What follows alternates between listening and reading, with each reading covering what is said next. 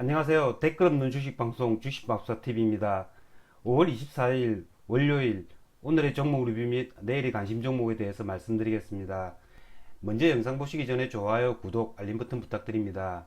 지난 주말 마감한 미국 나스닥 0.48% 하락 마감했습니다. 그에 따라 우리나라장 코스피가 0.38% 하락 마감했고요. 코스닥이 제법 많이 하락했습니다. 1.79% 하락 마감했습니다. 자, 코스닥 차트를 한번 보시면 코스닥 차트가 120일 이동평균선 무너뜨려 버렸습니다. 전저점을 무너뜨린 거죠.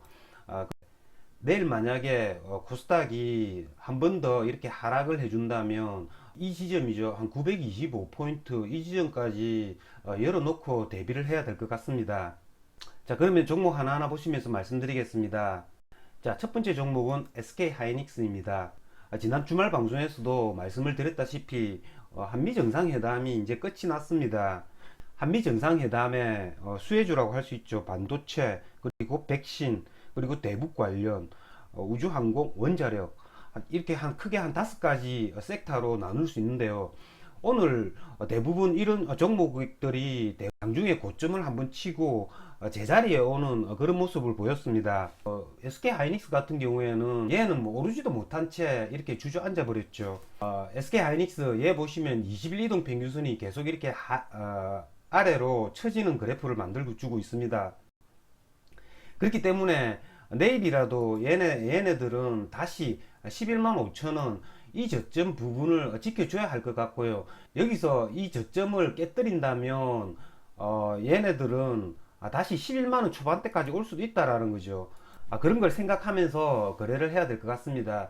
다행히 여기서 조정을 받고 다시 터닝 해가지고 올라가는 게 좋겠죠. 하지만 만약에 얘가 11만 5천원 요 부분 전저점이죠. 여기를 무너뜨린다면 11만원 부분까지도 생각을 해야 될 것 같습니다. 다음은 삼성바이오로직스입니다.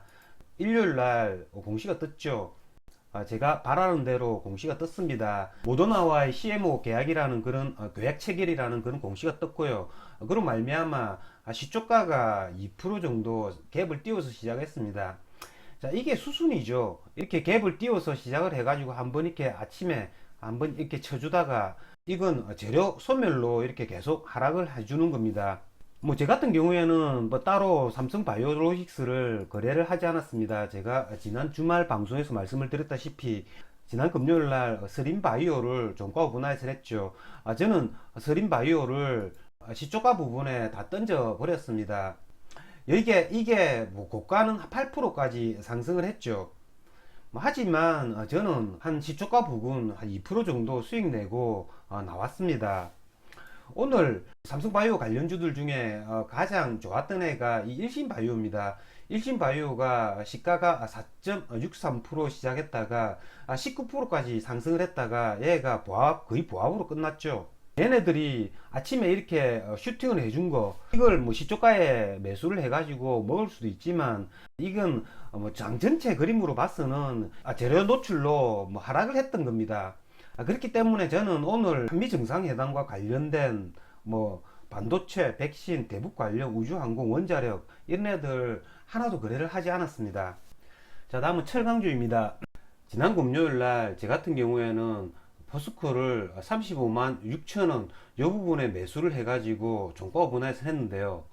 하지만 오늘 뭐 얘가 시초가가 그다지 강하지 않았고요. 마이너스 0.69% 하락 시작을 했습니다. 그리고 그 다음에 얘가 음봉을 그리는 모습을 나타냈습니다. 그래서 저는 포스코를 본전에 다 매도했습니다. 제가 원했던 그래프는 이 조선주 중에 한국조선해양이죠. 제가 한국조선해양도 같이 말씀을 드렸는데 이런 한국조선해양처럼 이런 양봉이 나와야 된다는 겁니다. 자, 한국조선해양 같은 경우에는 제가 바라던 모습의 그래프가 나왔죠. 포스코가 이런 그래프가 나왔어야 한다는 겁니다. 하지만 오늘 원자재 관련주들이 그다지 좋지 않았고요.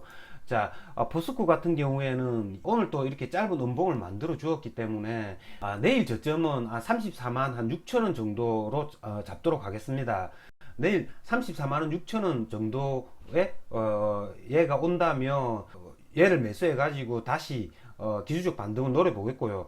제가 계속 강조하지만 이건 장이 오늘처럼 그다지 크게 무너지지 않았을 때의 그런 전제 조건입니다.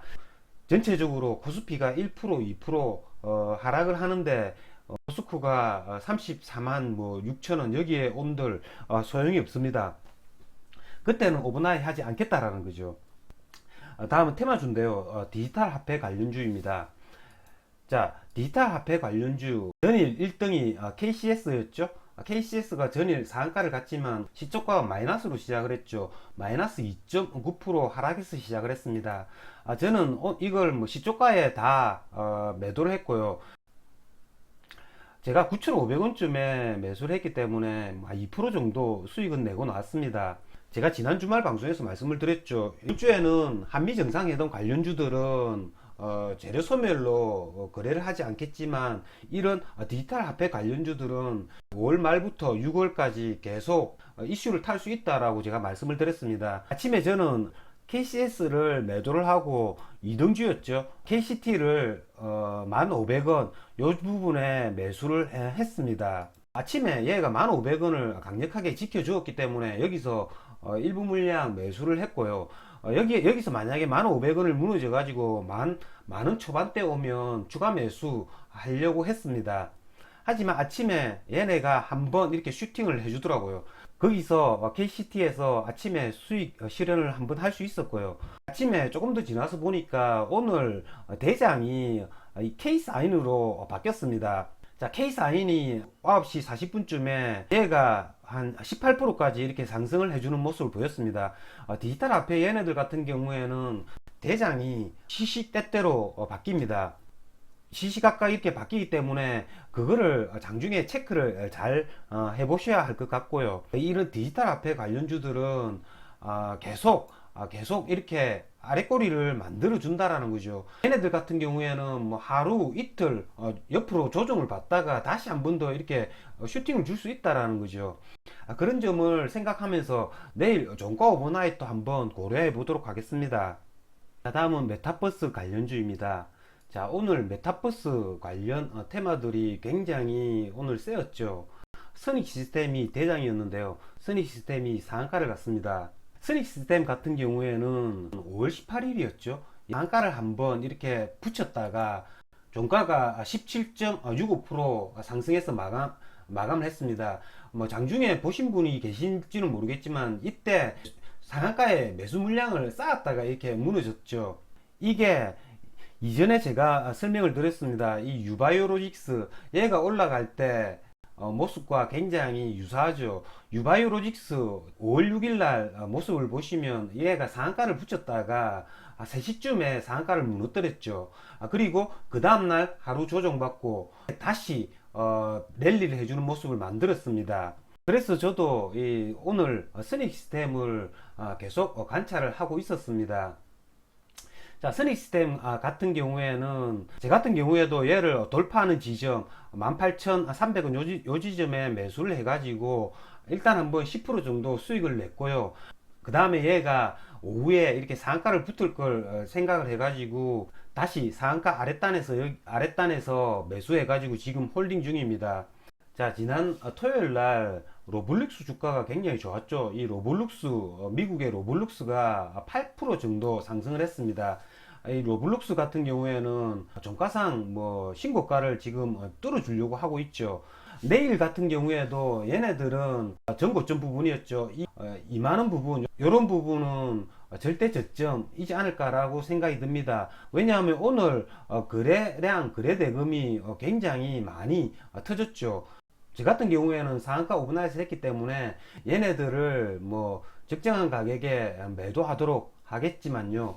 얘네들을 다시 조정을 받으면 2만원대 초반 이런 부분에서는 다시 매수해주면 될 것 같고요. 나스닥에 이런 로블룩스 주가가 어떻게 움직이는가를 함께 보시면서 이런 메타버스 관련주들은 거래를 해주시면 될 것 같습니다.